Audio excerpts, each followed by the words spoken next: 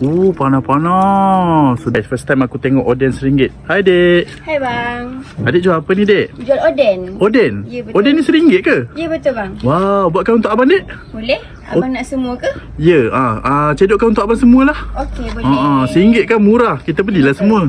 Ada crab, ada telur puyuh, ada ikan. Macam-macam ada lah. Betul. Kasih angkat semua dek. Okey. Semua kita rasa, betul tak? Betul? Adik dah lama ke berniaga sini? Baru je lagi. Banyak guys. Satu ni RM1 sampai Nak add on Maggi dengan enoki ke? Maggi dengan enoki. Boleh? Berapa harga dia? Ini satu RM2 je. RM2. Boleh add on lah. Boleh.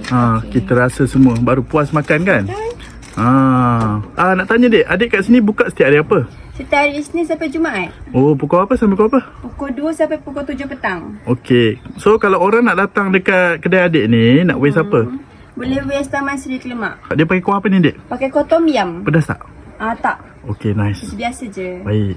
Okey bang, ini kita gunting pula. Gunting. Sebelum serve, gunting dulu lah? Betul. Dah siap kan Ini ada siapnya. Wow.